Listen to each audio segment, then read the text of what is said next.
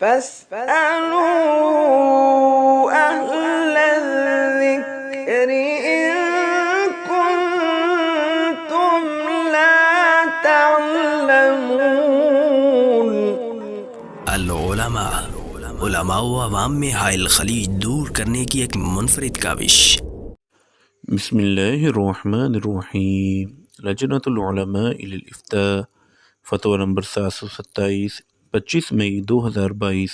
سوال: میرا نام جلال الدین محمد اکبر ہے۔ گھر میں بیوی کے تنگ کرنے اور زندگی میں بے سکونی اور ناخوشگواری پیدا ہونے کی وجہ سے غم دور کرنے کے لیے میں شراب پینے لگا۔ ابھی حال ہی میں جب شدید نشے کی حالت میں ایک رات گھر گیا تو مجھے کچھ ہوش نہ تھی اور مجھے کچھ اندازہ نہ تھا کہ میرا رویہ کیا ہے۔ جو کچھ ہوا مجھے کچھ یاد نہ ہے۔ جب ہوش آئی تو بچوں نے بتایا کہ ان کی والدہ کی کسی حرکت پر مجھے غصہ آیا تو ہماری شدید لڑائی ہوئی، جس میں کچھ مار کٹائی بھی ہوئی۔ اس کے بھائی نے مجھے مارا بھی اور اس غصے میں نے اپنی بیگم کو طلاق دے دی۔ میں شدید نشے میں تھا، مجھے کچھ یاد نہیں۔ یہ سارا قصہ مجھے بچوں نے بتایا۔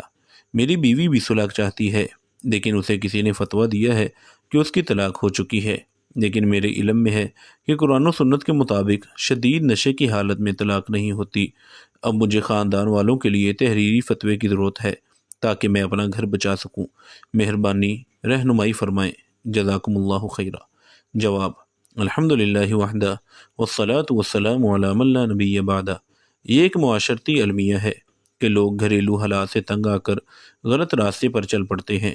جیسا کہ سوال میں مذکور ہے کہ گھریلو حالات میں تلخی اور لڑائی جھگڑے کے سبب سائل نے شراب نوشی شروع کر دی۔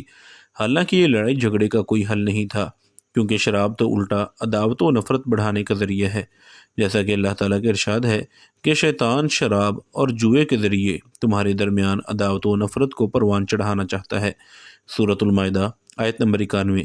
یہی وجہ ہے کہ شراب پینے سے حالات بہتر ہونے کی بجائے مزید بگاڑ کی طرف گئے ہیں۔ بعض روایات میں آیا ہے کہ شراب ام الخبائث یعنی تمام خباثتوں کی ماں اور برائیوں کی جڑ ہے۔ اس ایک گندگی میں مبتلا ہونے کی وجہ سے انسان مسلسل مصیبتوں اور برائیوں میں پھنستا جاتا ہے۔ المعجم الاوسط للطبرانی حدیث نمبر 3158 وضعفہ الہیثمی فی الزوائد حدیث نمبر 8172۔ مزید یہ کہ شراب نوشی حرام اور قابل تعزیر جرم ہے۔ شراب پینے والا ایمان سے محروم ہو جاتا ہے۔ صحیح بخاری حدیث نمبر 6772۔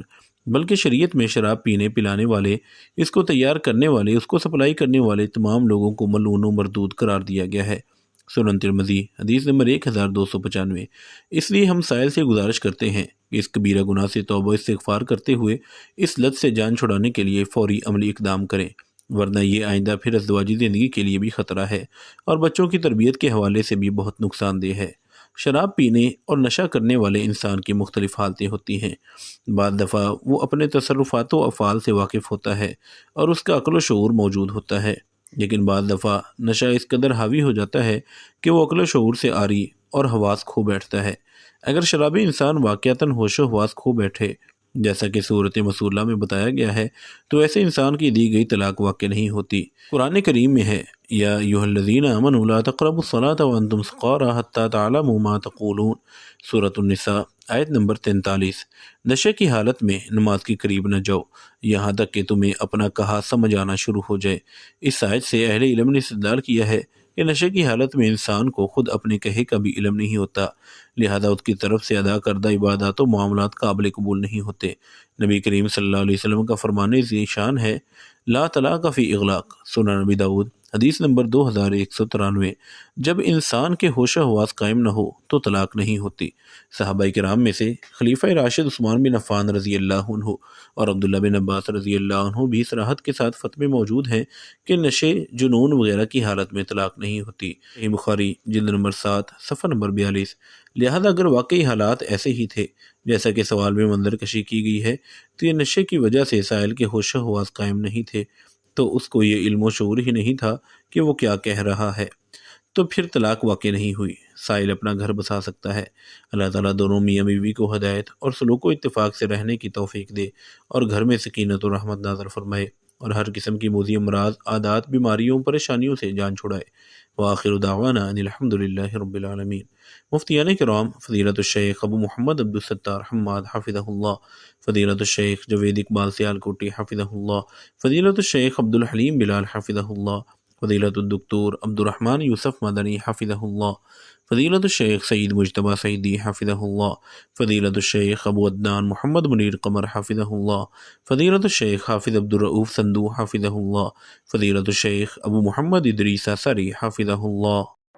العلماء، علماء و عوام میں حائل خلیج دور کرنے کی ایک منفرد کاوش۔